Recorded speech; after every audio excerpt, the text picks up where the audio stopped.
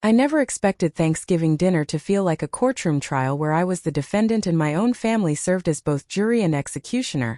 But the moment my mom leaned across the table, wine glass in hand, cheeks flushed with that too bright excitement she only ever shows when she's about to embarrass someone, and chirped, "Your sister's wedding was great. When's yours?" It felt like the room tilted, like the chandelier overhead suddenly swung a little too low, ready to crash down on me, and every pair of eyes, Dad's cold and calculating, Aunt Rhonda's judgmental and sharp as needles, my sister Megan's smug and glittering like she'd already rehearsed her reaction, zeroed in on me as if I'd been waiting my whole life to be interrogated on why I wasn't yet performing the grand life script they'd written for me without asking if I ever wanted the role in the first place, and for a second I considered swallowing the truth the way I'd swallowed their insults for years, but something burned in my throat, something cracked open inside me, something that tasted like freedom and fire and grief all at once, so I looked straight at my mom and said, "Had mine." And the word had sliced through the air like a blade because it was the kind of answer nobody at that table expected, certainly not delivered so casually, like I was telling them I'd already eaten dessert while they weren't looking, and the silence that followed was the thick, suffocating kind you only hear in hospital rooms right after a flatline, a moment where everyone forgets how to breathe, and Megan's fork froze midair, her perfectly manicured fingers twitching like she wanted to rewind the moment and stop me from speaking, while Dad blinked once, slow, suspicious, like he'd missed something important and his brain was scrambling to catch up. And then Mom laughed, too loud, like a glitching soundbite. "Oh honey, you're so funny, what do you mean had yours?"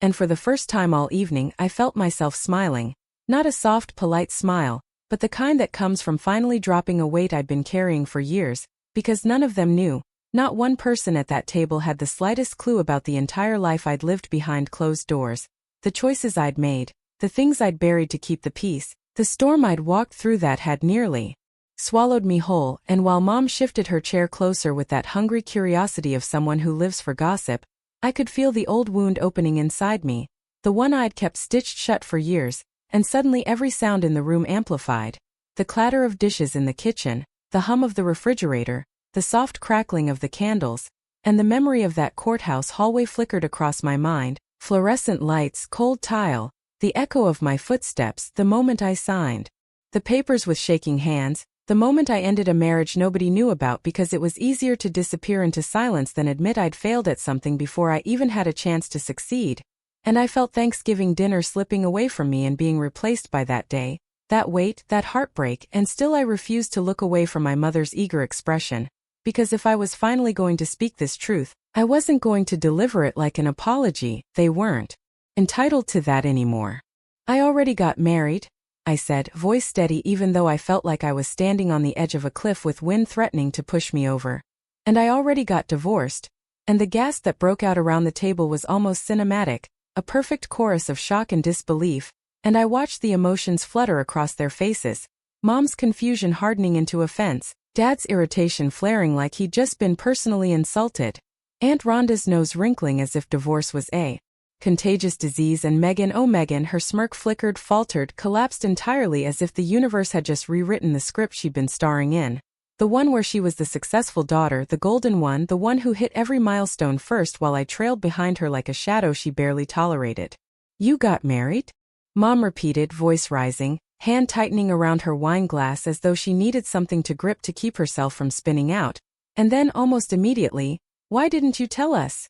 Which was almost laughable because the real question she wanted to ask was, how dare you do something important without making us the center of it? But I didn't answer, not right away, because Megan cut in before I could speak, her voice laced with disbelief and maybe jealousy, maybe anger, maybe both. Wait, who would even marry you?" And the instant the words left her mouth she seemed to realize she'd said them out loud, but she didn't take them back. She just stared at me with those piercing eyes that always searched for a weakness to exploit, and for years I'd let her get away with it. Let her dig little holes in my confidence, until I almost forgot I had any left. But tonight something in me snapped. The old fear finally cracked apart, replaced by something sharper, heavier, more dangerous. "Someone who loved me," I said, my voice quieter now but somehow heavier, heavier than the chandelier, heavier than the weight of all their expectations combined. And for a brief, strange moment the entire room stilled again, and I knew, I absolutely knew, that this was only the beginning, that the secrets I'd kept buried weren't going to stay buried much longer, not tonight, not after their curiosity had been lit like a fuse leading straight into the darkest parts of my past. And as I looked around that table at the faces of the people who had shaped my childhood, my fears, my choices, I felt an unsettling certainty wash over me. That whatever story they thought they knew about me, whatever version of me they believed existed, the real truth, the one I'd hidden even from myself, was about to tear through this family like a storm they weren't prepared for, and none of us would walk away from tonight unchanged. The moment I said those words, someone who loved me, the atmosphere in the dining room shifted so abruptly it felt like the air itself tightened around my throat, as if the walls drew closer to listen, and suddenly the glow of the candles looked harsher, slicing deep shadows across everyone's faces, revealing the cracks in every forced smile and every carefully crafted expression of superiority that my family had mastered over the years, because now they couldn't pretend innocence, couldn't pretend detachment. They were invested, hooked, waiting like vultures circling a carcass, hungry for the next piece of truth I might drop. And even though my heart hammered against my ribs with a wild, frantic rhythm, I refused to give them the satisfaction of seeing me break, because I realized in that moment that this was the first time I'd ever had their undivided attention without being compared, criticized, or dismissed, and the dark humor of that wasn't lost on me. That it took a secret marriage and a hidden divorce to make them finally look at me like I was a whole person instead of a supporting character in Megan's spotlight. Mom leaned in first, elbows on the table despite the fact that she'd lectured me for years about ladle-like posture, her voice thin and stretched as she asked, "When did this happen?" And there it was, the real question behind the veneer of maternal concern. Why didn't you let us control this? Why didn't you let us judge it? Why didn't you make your life decisions revolve around us? I could see the hurt hiding behind her eyes, but it wasn't the kind of hurt that comes from worrying for your child. It was the kind that comes from losing power, and that realization settled into my stomach like a stone as I answered, "A few years ago," and watched her face twitch, watched Dad's jaw tighten, watched Aunt Rhonda's eyebrows shoot up like she just witnessed a scandalous plot twist on some daytime soap she worshipped. But Megan, she didn't move. She sat perfectly still, back straight, eyes locked onto me like she was trying to see inside my skull, and the stillness was more unnerving than any outburst could have been, because my sister didn't do quiet, she didn't do subtle, she didn't do patient, unless she was calculating. "A few years ago?" Dad finally echoed, voice heavy with that authoritative disapproval he wielded like a weapon, the same tone that had shut me down through every stage of my childhood, and I could feel the echo of that old instinct rising in me, the urge to shrink, to apologize, to justify. But I swallowed it, forcing myself to stay rooted, because the version of me that survived that marriage, survived that loneliness, survived that heartbreak wasn't going to disappear now just because Dad raised his voice. "Yes," I said simply, and Dad slammed his palm onto the table so hard the plates rattled, gravy almost sloshing onto the tablecloth, and Mom let out a gasp like she was auditioning for a dramatized reenactment of her own life, and for a split second I almost laughed because the theatrics were so absurd. But then Dad stood up, looming over the table, his shadow stretching long behind him as he said, "You're telling us you got married and divorced without saying a damn word? What kind of child does something like that?" And I felt something cold wash over me, something numb, because of course that was his angle. My actions were an offense against him, my pain an inconvenience, my choices evidence of my failure to be the obedient daughter he'd always wanted, and he didn't even try to hide it. "Maybe the kind," I replied, keeping my voice calm even though adrenaline shot through my veins like ice water. Who knew she wouldn't get support from her own family? That shut him up. Not because he felt guilty, but because he didn't know how to argue with the truth spoken so plainly. And while he processed that, Megan finally broke her eerie silence with a small disdainful laugh that sounded like glass cracking. "Support," she said, tilting her head with a smirk that didn't quite reach her eyes. "You don't tell anyone you're getting married, you run off, apparently screw it up, and then expect us to understand? Seriously?" And the bitterness in her voice was sharp, cutting through the tension like a blade, but underneath it, buried deep beneath the sarcasm, I sensed something else, jealousy. Megan had always been the one who got the applause, the one who hit milestones first, the one Mom and Dad bragged about to distant relatives, co-workers, strangers at grocery stores, and the idea that I had done something significant, life-changing, without her knowing must have felt like a betrayal to her carefully cultivated illusion of superiority, And seeing her mask slip even a fraction sent a strange surge of power through me. "I didn't tell you because I didn't want it to become a performance," I said, watching her eyes flare. "And because I knew exactly how you would react, like you are now." Megan scoffed, leaning back, arms crossed, but I noticed her foot tapping rapidly under the table. A small tell she couldn't hide, and Mom finally found her voice again, trembling but forceful. "But why hide it from your own mother? I could have helped. I could have made it about you." I cut in before I could stop myself, and Mom froze, face flushing deep red, mouth falling open like she couldn't comprehend someone pointing out the truth so directly. But I didn't back down, not this time, because the dam inside me had finally cracked and there was no stopping the flood now. Dad glared at me, voice low and threatening. "Watch your tone." But it didn't matter. Not anymore, because the person they were trying to intimidate didn't exist anymore. I looked at each of them, really looked at the family I had spent years bending myself backwards to please, and all I saw was entitlement, expectation, and an unspoken belief that my life didn't fully belong to me unless it benefited them. "You don't get to be angry about not being included," I said, each word steadier than the last, "when you've never once asked what I wanted." The room went so quiet I could hear the ticking of the kitchen clock in the next room, and something like fear flickered across Mom's eyes. Not fear of me, but fear of losing the narrative, losing control, and she stammered, "Honey, what are you saying?" And I almost felt a pang of sympathy because for the first time, they were just now realizing the truth. That they didn't know me at all, that they'd never taken the time to. But sympathy wasn't enough to stop what came next, because the story didn't end with a secret marriage or an unspoken divorce, not even close, and as I took a breath, preparing to finally reveal the part I'd never admitted aloud, I felt the weight of what was coming settle around me like a storm ready to break, and I knew that when the next truth came out, none of us would ever see each other the same way again. The thing about telling one truth, one big truth, is that it loosens every other truth you tried to bury. And as I sat there surrounded by faces that looked more like strangers than family, with the heat of the candles flickering against my skin and the scent of roasted turkey turning sour in my nose, I realized there was no going back, no stuffing the confession back into the shadows where it had lived for years, and maybe that was why my voice shook. Not with fear, but with the weight of finally letting myself say the words I had choked on for so long. "There's more." And the moment those two simple words left my mouth, Megan's eyes sharpened like a predator catching movement. Dad leaned forward with suspicion thickening the air, and Mom's hand fluttered to her chest like she was preparing to faint at whatever came next, while Aunt Rhonda, who had said nothing since the initial shock, sat like a statue waiting to witness the next family implosion so she could retell it dramatically at every brunch for the next decade.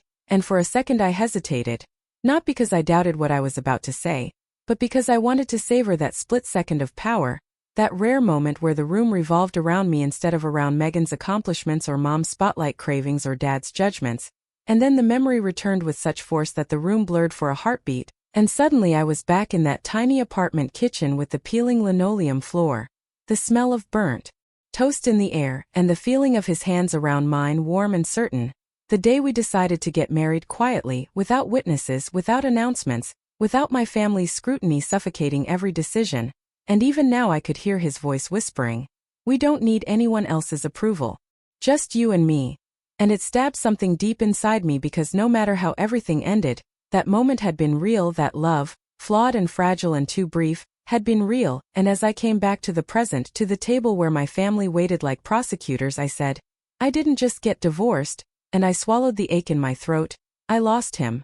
And the silence that followed wasn't shock this time, it was confusion, a deep, uncomfortable confusion that made my mother's head tilt slightly, made Dad's brows furrow, made Megan shift in her seat, restless, impatient, waiting for the part she could weaponize. But there was no weapon in this story, not one she could use, because the next words felt like glass being pulled from an old wound as I said, "He died." The sound that came from my mother was a soft, strangled whimper, not because she felt my pain. She hadn't even known I had a husband to lose, but because something irreversible had just entered the room, something they couldn't gossip their way out of, something that made them see me differently whether they wanted to or not, and Dad's posture faltered, the rigidity slipping for a moment as he muttered, "What do you mean died?" Like the concept was too abstract to compute, like grief was a foreign language he'd never bothered to learn, and Megan's mouth fell open, not with sympathy, but with the stunned realization that she had been competing against a ghost she didn't even know existed.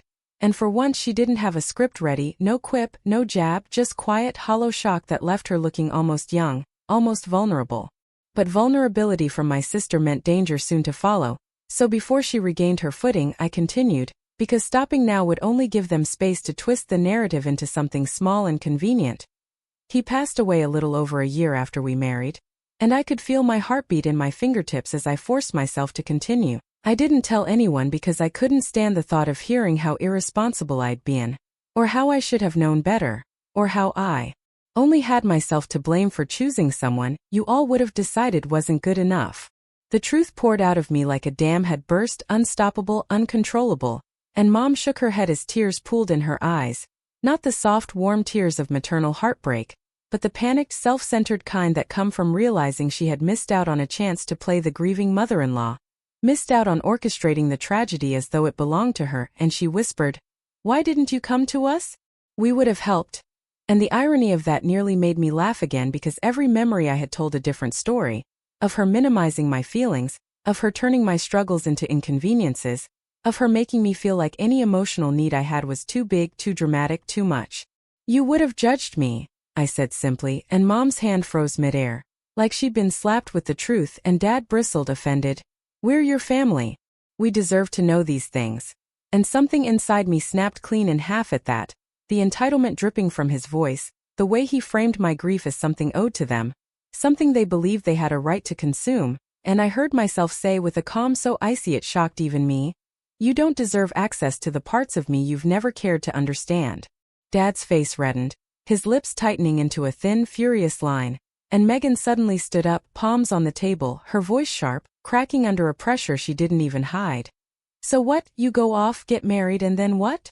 Pretend you're the only one who's ever lost someone? You don't get to act like your pain is bigger than everyone else's." And the sheer audacity of that nearly knocked the breath out of me because Megan, who had never faced a real consequence in her life, who floated through the world catching safety nets her privilege and beauty and favoritism provided, was now trying to compete with grief, and I stared at her, trying to recognize the girl I grew up with beneath the venom, but all I saw was insecurity, deep, festering insecurity, because my secret life, my secret love, my secret loss made her feel smaller, irrelevant, overshadowed for the first time, and she couldn't stand it. "This isn't a competition," I said quietly, and Megan's nostrils flared like she wanted to scream. But before she could, Dad barked, "Enough!" as though he could command the chaos back into order, and the tension in the air stretched tighter, tighter, until even breathing felt like stealing something forbidden. Mom sniffled, wiping her eyes, voice trembling as she said, "Honey, why didn't you let us be there for you? Why didn't you let us know him?" And the ache inside me pulsed like an old bruise, because I had imagined this question 100 times, but never with sincerity, yet hearing it now only made the truth sharper as I answered. "Because you wouldn't have liked him. Because he didn't come from money. Because he didn't fit your image. Because he loved me for me. Not for what I could become. Not for how I made the family look. And you would have torn him apart until I doubted everything." The room fell silent again, heavier this time, heavier than at any point before, and I felt something shift in me. A sense of finality, of inevitability. As I realized this wasn't just a confession. This was the start of dismantling every illusion my family had ever built about who I was supposed to be. And as I looked into their stunned, speechless faces, I knew the next section of truth, the one I'd never told anyone, not even him, was going to break everything open.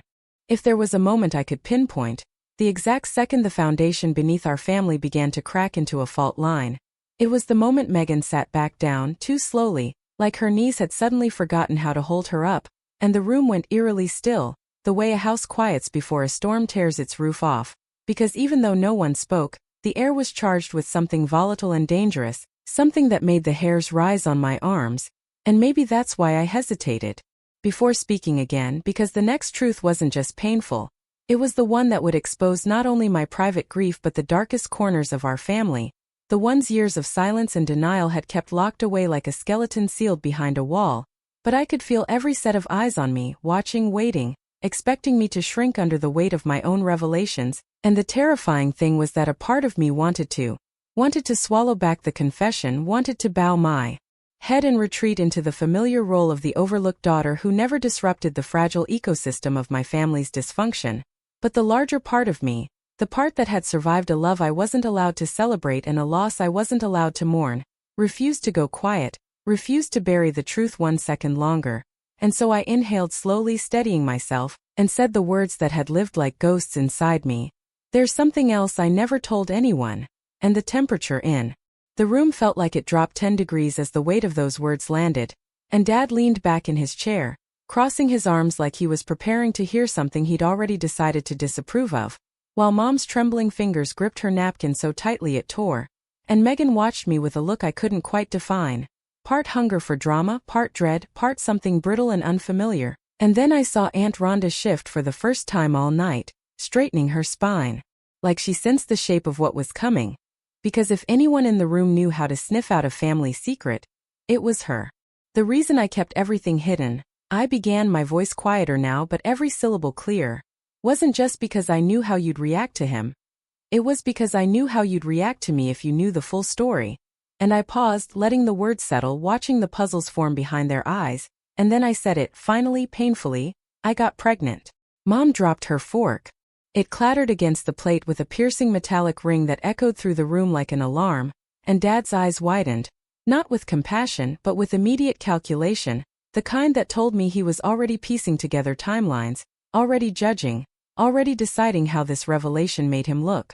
Megan gasped, hand flying to her mouth in a gesture so dramatic it almost looked rehearsed, like a reflex born from a lifetime of performing for attention. And for a moment nobody moved, nobody breathed, as if they were afraid that exhaling too loudly would shatter the tension into something they couldn't contain. And then Mom whispered, voice cracking open like a fault, "Oh honey, what happened?" And the softness in her tone startled me. Not because it felt comforting, but because it felt like a trap, like the beginning of one of her emotional manipulations designed to pull focus back onto her. And I forced myself not to fall into it, not to mistake performance for concern, and instead said the truth directly without cushion. I lost the baby. And the moment the words left my mouth, I felt something unravel inside me, something old and exhausted, like a rope finally snapping after years of tension, because I had never spoken those words out loud. Not once, not during the endless nights I'd cried alone, not during the hospital visit that had felt like a nightmare carved into reality, not during the days afterward when silence felt safer than admitting to anyone how broken I felt, and saying it now out loud, in front of the people who had never made room for my smallest feelings, let alone something like this, felt both terrifying and liberating all at once.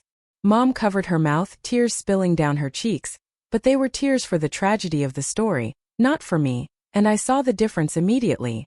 The performance of sadness versus the quiet, unglamorous, steady presence of empathy she had never been able to give.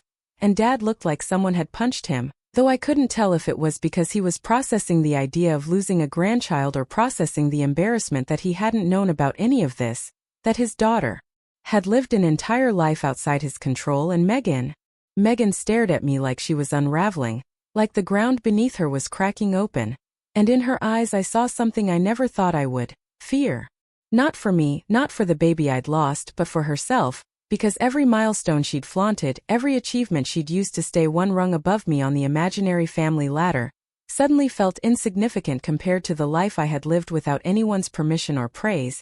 And she whispered, barely audible, "Why didn't you tell me?" And for the first time in my life there was no malice behind her words, just something raw, startled, almost human. And I looked at her, really looked at the sister who had grown up next to me but never really beside me, and I said, "Because you would have told Mom.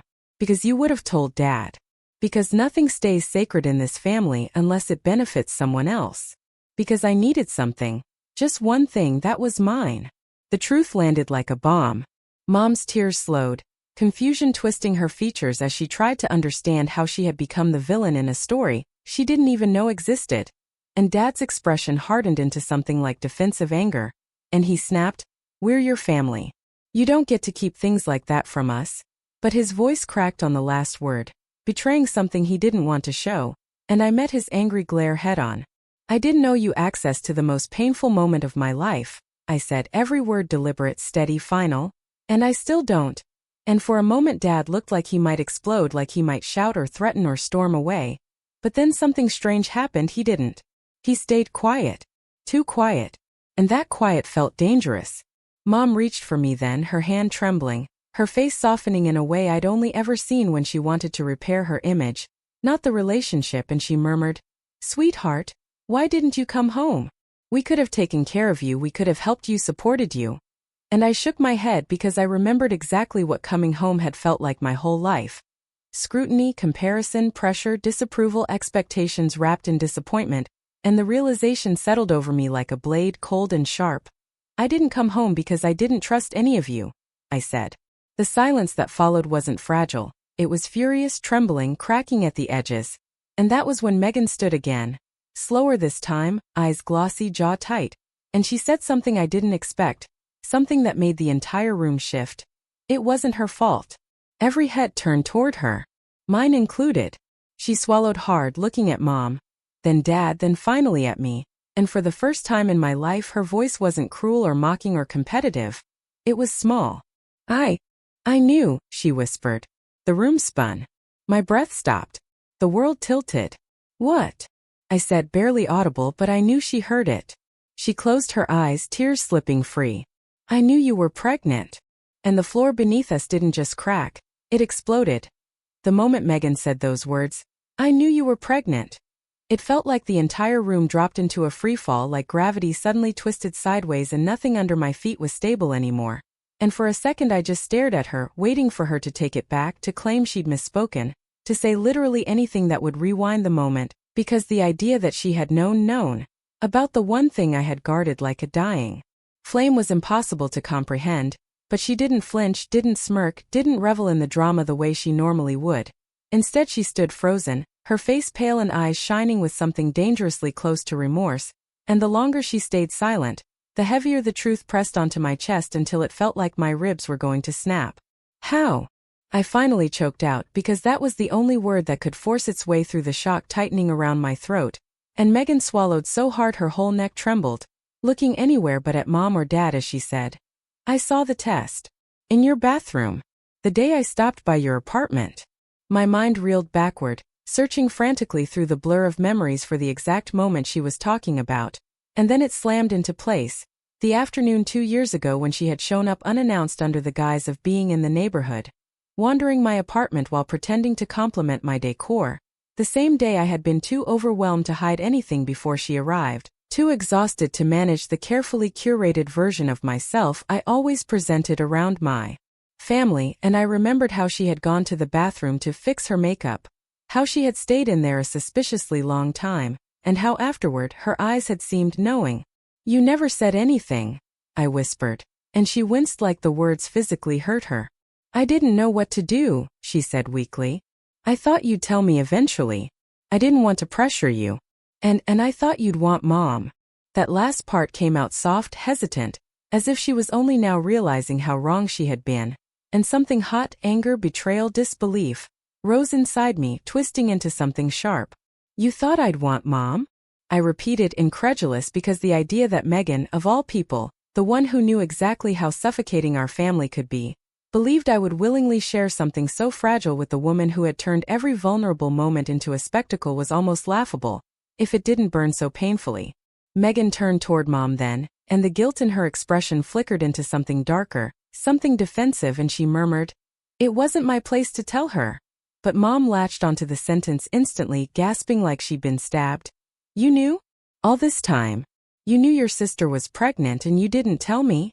The betrayal in her voice cracked through the room like lightning, but Megan straightened, arms tightening around her torso, as she met Mom's outrage with something brittle and wounded. "I thought she'd tell you when she was ready," she said, but her voice was rising, gaining volume and heat as she continued. "And you would have made it all about you, like you always do." Mom's face crumpled in shock, horror, insult, an entire storm of emotions twisting across her features, and her hand flew to her chest as she sputtered, "How can you say that?" And Megan laughed, bitter and hollow. "Because it's true." It was surreal watching them fight. Usually they formed a unified front, a mother-daughter alliance forged through shared vanity, mutual validation, and a lifetime of Megan being the golden child. But now that alliance was fracturing in real time, and for once Megan wasn't the spoiled favorite basking in Mom's approval. She was a daughter pushed to the edge, exposing her own resentment in front of everyone. Dad, who had been silent ever since Megan's revelation detonated in the center of the room, suddenly stood, slamming both palms onto the table as he barked. Enough! Everyone needs to calm down and speak clearly. But nobody listened to him. Nobody even looked at him, and something about that seemed to enrage him further because he doubled down, voice thick with fury. Are you telling me this entire family has been falling apart behind my back? And that sentence, behind my back, hit me like a punch because even now, even in the middle of a revelation that should have called for compassion, understanding, something resembling humanity, Dad made it about control, about authority, about being the last to know. I turned to him slowly, a coldness settling into my bones as I said, "This family didn't fall apart behind your back. It fell apart because none of you ever paid attention unless something made you look good. Or bad." Mom gasped. Aunt Rhonda stiffened like she was witnessing a scandal that she would dine out on for years. Megan stared at me, eyes wide, almost pleading. But I wasn't done, not by a long shot. "I didn't tell anyone because I didn't want your judgment. Your gossip. Your interference." My voice was rising, stronger now, steadier. The years of being silenced burning away as the truth finally erupted. "I didn't tell anyone because I knew the minute any of you found out, it wouldn't be about me or him or the baby. It would become a circus. A performance. And I couldn't handle that on top of everything else." Mom shook her head desperately, tears streaking down her cheeks. "Honey, no, we would've." "Stop," I snapped, and the room froze. Mom's mouth snapped shut like a puppet string had been severed. "You can't rewrite history. Every time I needed support, you minimized it. Every time I struggled, you told me to stop being dramatic. Every time I made a choice you disagreed with, you punished me." Mom flinched at that but didn't deny it. Couldn't deny it. And then Megan, voice cracking, whispered, "I'm sorry." The room went still again. I looked at her, really looked, and for the first time in my life she looked small, not delicate, not fragile, but hollow, like the persona she'd built was collapsing under the weight of something heavier than she ever expected to carry. "I should have said something," she continued, wiping tears angrily from her face. "I should have asked if you were okay. I should have tried. But I didn't.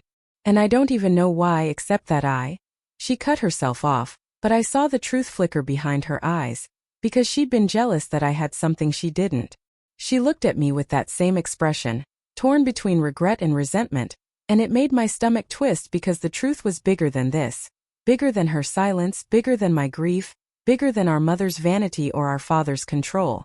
The truth was that my sister had known I was pregnant, and hadn't warned me. And the moment that thought crystallized in my mind, something clicked. Something terrifying. Something damning.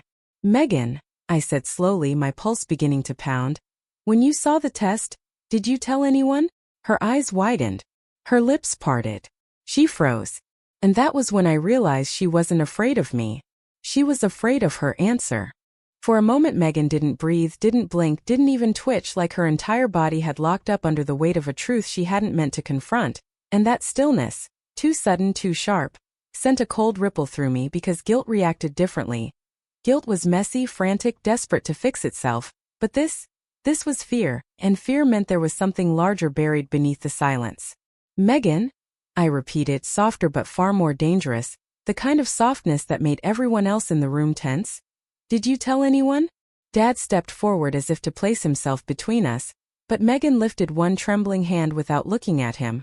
A silent plea for space, for time, for the floor she suddenly wished would open beneath her.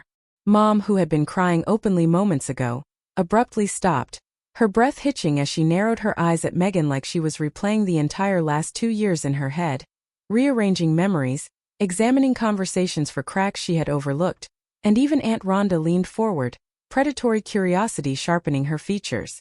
I could practically hear her internal narration already, rehearsing how she'd tell the rest of the family later. The pressure on Megan built so fast it was visible. Her shoulders curled inward, her knees bent like she might collapse, her lips pressed into a thin white line. I didn't," she started, and the room collectively inhaled. "I didn't tell Mom. Or Dad."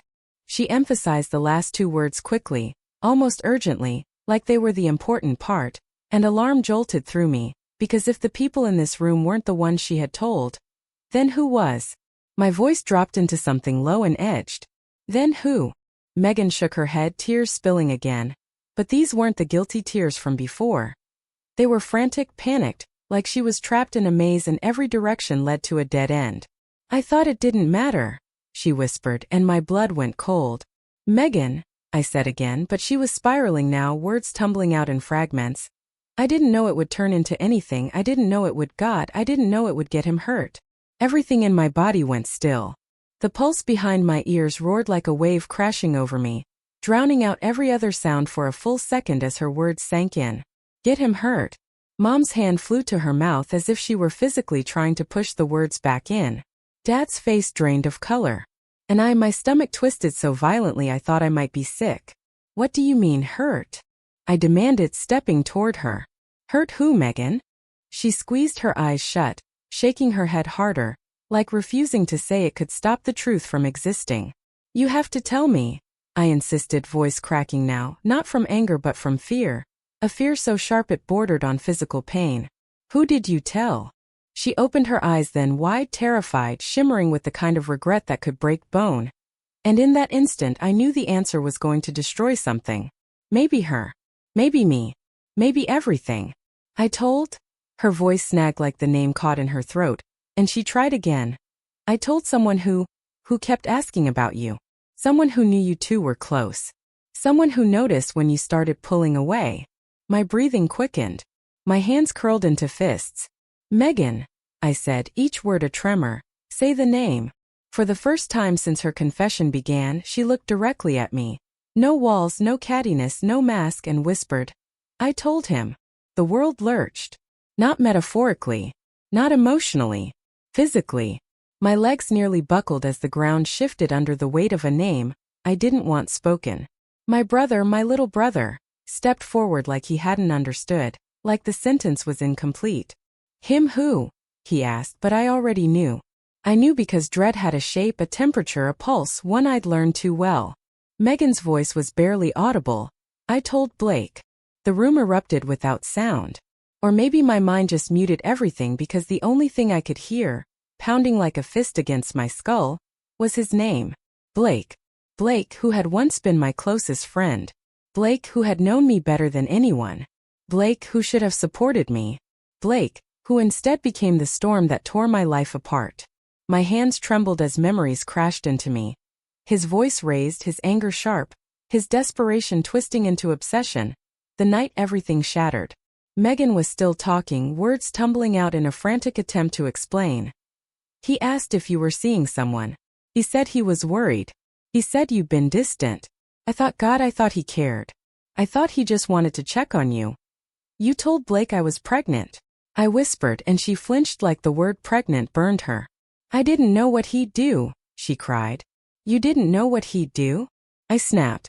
Megan, Blake he was unstable. You saw. You knew something was wrong with him. She shook her head violently. I didn't.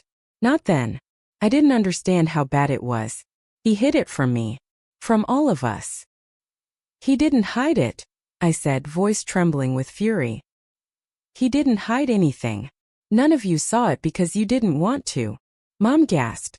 Dad stepped backward like I had physically shoved him. And Megan broke. Fully. Completely. She sank into a chair, hands covering her face as sobs tore out of her. He said he just wanted to talk to you, she whispered through her fingers. He said he wouldn't tell anyone. He said he'd keep it private. My chest constricted so brutally I had to grab the back of a chair to steady myself. Because now it all made sense. Every unanswered question. Every missing piece. Every moment I wondered how he found out. How he knew. How everything escalated so fast. He was the last person I wanted to know. I whispered, voice cracking on each word. And you told him anyway. Megan sobbed harder. I didn't mean to hurt you. But you did. The silence that followed was suffocating. No one moved. No one breathed. And then Dad, voice brittle and unsure for the first time in my entire life, asked, What did he do? I didn't answer. Not because I didn't want to. Not because I couldn't. But because the truth was too big, too heavy, too jagged to release without cutting everyone in the room. I looked at them, my fragmented, dysfunctional, unrecognizable family, and for once they all looked afraid of the same thing. Of Blake. Of the truth. Of what came next. My voice was barely a whisper when I finally said, If we're going to talk about what Blake did, then you all need to be ready. Because once I start, there's no taking any of it back. The room felt too small to hold what I was about to unleash, the air too thick, the walls too close, like the entire house suddenly sensed that a truth big enough to split a family in half was pressing against its seams, and for a long stretched-out moment I just stood there, staring at the people who had shaped every version of me, good, bad, broken, wondering if any of them were capable of handling what really happened, because once I opened this door, it wouldn't just expose Blake, it would expose every crack in our family's foundation, every blind spot, every moment they chose convenience over love, silence over truth, denial over protection. You want to know what he did? I whispered, my voice barely a thread, but the kind of thread that could unravel a whole world. Megan lifted her head, eyes swollen, face streaked, her breath hitching with every inhale, and though she looked destroyed, there was something else flickering there too, something like guilt clawing its way into understanding. Mom was trembling. Dad looked like a man bracing for impact. My little brother hovered behind them, pale and confused, and Aunt Rhonda suddenly had no appetite for gossip. Her lips pressed shut as if she feared even breathing too loudly would set off the explosion she knew was coming. I swallowed hard, memory flooding in with all the subtlety of a freight train. After Megan told him, I began slowly. Blake showed up at my apartment. Not once. Not twice. Almost every day. At first he pretended it was just concern, just checking in. You know how he could talk, how he could spin worry into something that sounded sweet, protective, even noble. I looked at Mom pointedly as I said it, because Blake had always been her favorite of my friends, the charming one, the responsible one, the boy who stayed for dinner and offered to help with dishes and asked Dad about sports and called Mom second mother, and made her glow with pride that someone so bright, so polite, so reassuring adored her daughter. He knocked on my door like he had a right to be there, like we'd never drifted apart, like we weren't practically strangers at that point. I continued, feeling my chest tighten as old memories sharpened. But when I stopped answering, he started calling. When I blocked him, he started messaging from different numbers. When I blocked those, he started showing up at my job, my gym, even the grocery store I went to twice a week. A choked noise escaped Megan, small, broken. I didn't know, she croaked, shaking her head. I swear I didn't know he. You didn't think to ask? I said quietly, not to hurt her, but because the truth deserved oxygen. And Mom, Dad, you didn't think to ask either. You saw me pulling away from everything. From all of you. From my own life. And none of you asked what was wrong. You just called it a phase, or said I was being dramatic or sensitive or disrespectful. I wasn't shouting. I didn't need to. The word struck harder, whispered. Dad flinched. Mom wiped under her eyes with a shaking hand. The weight of my unspoken resentment hung heavy between us, but none of it compared to what came next. The night everything came crashing down, I continued, staring at the flickering candles as if their flames could steady me. I was packing a suitcase. I decided to leave for a while. Not forever. Just long enough to breathe, to get away from everything. I didn't know which state I'd end up in. I just knew I had to go. I took a shallow breath. And then Blake walked in. Mom jerked. Walked in. I forgot to lock the deadbolt, I said, shame rising again like bile. He still had a key from years ago, from when we were close and stupid and trusted each other blindly. I meant to ask for it back later, but life got busy and I kept forgetting. And that night it cost me everything. Megan let out a sob so sharp it scraped the air. My voice wavered but didn't break. Not yet. He saw the suitcase and lost it. Completely. He wasn't yelling at first, just asking over and over again why I didn't tell him I was pregnant, why I didn't choose him, why I was abandoning him, abandoning the child, abandoning some twisted fantasy future he'd built in his head without me. And when I told him, calmly, gently, that the baby wasn't his, that the baby belonged to someone I loved, someone he didn't even know, something snapped. I closed my eyes as the scene replayed, vivid as the day it happened. He grabbed my arm so hard I had bruises for weeks. He begged. Then he threatened. Then he cried. Then he screamed. He went through every emotion like a storm. No warning, no pause. I tried to run. He blocked the door. Mom covered her face with trembling hands. Dad stared at the floor, jaw tight, fists clenched. At some point, I said, voice faint, I realized he wasn't just upset. He was delusional. He believed, truly believed, that we were meant to be together. that the baby was supposed to be his, that if he couldn't have that life, then no one should. A hush fell so deep the house itself seemed to hold its breath. "I'm not going to give you every detail," I whispered. "You don't deserve the picture in your head. But I'll say this," he shoved me. Hard. Hard enough that I hit the corner of the dresser. Megan gasped like she'd been stabbed. Mom's knees buckled and Dad caught her, his face hollow. "I lost the baby," I said, the words leaving my mouth like glass, cutting as they came. "And I almost lost myself. And I didn't tell you because I just knew you'd find a way to make it about something else. About my silence. About my choices. About how Blake wasn't that kind of person. About how things like that don't happen in our family." My eyes burned hot, but the tears didn't fall. Not anymore. So I left. I moved. I changed everything. And I stayed quiet because if I spoke, I'd shatter. And none of you would have caught me. Megan was sobbing uncontrollably now, rocking back and forth, whispering over and over, "I didn't know, I didn't know, I didn't know." And maybe she meant it. Maybe some part of her truly didn't understand the weight of the match she struck when she told him. But guilt was hers to carry now, not mine. Mom dropped to her knees beside Megan, wrapping her arms around her as if she could fix years of damage with a hug. Dad wiped his face with both hands, looking older than I'd ever seen him. And my little brother stood frozen, eyes wide, childhood cracking away in real time. I straightened, the truth finally out, the room choking on it. "That," I whispered, "is what Blake did." And the silence that followed wasn't just shock. It was the sound of a family beginning to crumble. The silence that followed my confession was so thick it felt like the entire structure of the house had lost its balance, like the walls themselves leaned inward to hear what came next. And for a moment I wondered if anyone would speak, if anyone would move, or if we would all just sit frozen in the wreckage of everything I'd finally forced into the light. But then Megan lifted her face from her hands, streaked with tears and blotched red with shame, and whispered my name in a voice so small it made something in me twist, because it wasn't the voice of the sister who tormented me, belittled me, overshadowed me, mocked me for years. It was the voice of a little girl I once shared a room with, the girl who cried when her favorite toy broke and crawled into my bed during thunderstorms, the girl I lost long before either of us knew what losing meant, and for one fragile heartbeat I felt something almost like sympathy, until she breathed, "I want to fix this." And the old anger flared back. Hot and heavy, because some things can't be fixed. Some things can only be carried or survived or burned to ash. "You can't fix it," I said quietly, but it hit her like I'd slapped her across the face, her shoulders shaking as she tried to gather herself, tried to assemble words that could somehow account for the catastrophic consequences her thoughtless betrayal had set into motion.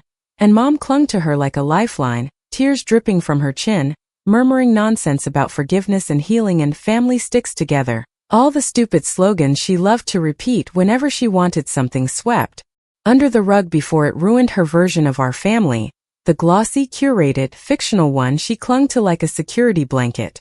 Dad cleared his throat then, a brittle sound that cracked the quiet, and for a moment I saw the man he'd been when I was young, the one who lifted me onto his shoulders at street fairs, who coached my softball team, who told me I could do anything. But the years hadn't been kind to him, or maybe the truth hadn't, because now he looked hollowed, brittle, desperate to grab hold of something solid in a moment where everything he believed about his family was sliding through his fingers. We should call the police," he muttered, voice shaking, but the suggestion hung in the air like a balloon losing air. Too late, too weak, too empty. I stared at him, feeling a dull ache where rage used to live. "Dad," I said tiredly, "this was 2 years ago. There's nothing to report. Nothing that would still matter legally." His face fell, deep lines etching themselves across his forehead. "But he hurt you," he whispered, and it was the closest thing to an apology he'd ever given me. Before I could respond, my little brother, quiet, wide-eyed, trembling like a leaf, cleared his throat. "Where is he now?" he asked, and the innocence of the question made my stomach twist, because innocence was the first casualty in a family built on silence. "Gone," I said. "He left town months after everything happened. I don't know where he is now. And I don't care." But even as I said it, I felt something shift, an energy, a presence, a tension that wasn't just memory but something immediate, something current, something real. And at first I thought it was just the room closing in, the weight of the truth still settling around us like dust in a collapsed building. But then there was a sound from the porch, a dull thud, then another, And the whole room snapped to attention like a single organism sensing danger, every pair of eyes locking on the front door as the doorknob twitched just once, just enough to make the hair rise on the back of my neck. Dad blinked. "Did anyone invite to dinner?" He didn't finish the sentence because the front door rattled again, harder this time, and Mom sucked in a breath, clutching Megan's arm like she thought it might anchor her to the earth. My heart slammed against my ribs, not from fear, no, not fear, but recognition, the visceral, gut-deep recognition of a trauma that never really dies, only goes dormant. "It's him," Megan whispered, voice trembling, eyes wide with terror, and though the logical part of my brain screamed that it couldn't be him, that he had no reason to be here after all this time, the emotional part, the damaged part, the survivor part froze solid. Dad moved toward the door, hands balled into fists, but I grabbed his arm so fast he startled. "Don't," I hissed, because I knew how these stories ended. And they never ended with a father playing hero and walking away unharmed. The doorknob twitched again, then stopped. The house held its breath. And then 2 soft knocks. Not violent. Not frantic. 2 measured taps. The most terrifying kind. Dad swallowed hard. "Who's there?" he called, voice cracking. A pause.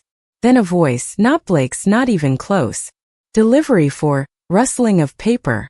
"The Thomas family?" Relief flooded the room so suddenly it felt like the air released its grip on all our throats. But my knees still felt weak. My heart still hammered. Adrenaline refusing to drain because my body didn't understand false alarms. Dad opened the door to find a confused delivery guy holding a box of Christmas candles Mom had ordered last week. Mom let out a sob laugh, one of those hysterical hybrid sounds that come from too many emotions piling up at once, and the delivery guy awkwardly handed off the box and hurried away. When the door closed again, the room didn't settle. Instead, the release of tension opened a new wound. One no one could ignore anymore. My brother spoke first, voice trembling. "If a normal knock scares everyone this badly, maybe this family isn't okay." No one argued. Not even Mom. And that was the first miracle of the night. I exhaled slowly, the weight in my chest easing for the first time in years. Not gone, but lighter. "I'm leaving," I said quietly, and Mom's head snapped up, panic flashing across her face. No, you can't. This is a family moment, we're healing." "Mom," I interrupted softly but firmly, "healing doesn't happen in a night. And it doesn't happen here." The tears came then, hers, not mine.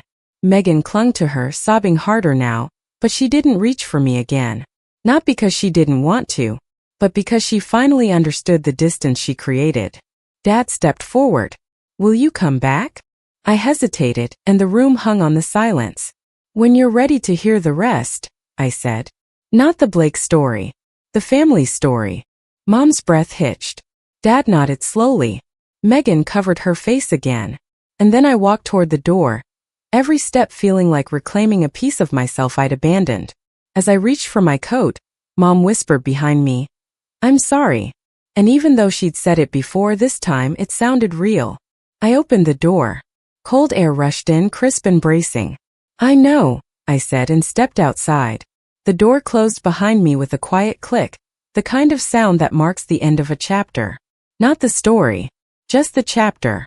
The sky was clear, the stars sharp, the world impossibly wide. I walked down the driveway feeling for the first time in years like I wasn't walking away from something. I was walking toward something else entirely. Toward myself. Toward peace. Toward a life they no longer controlled. And for once that was enough.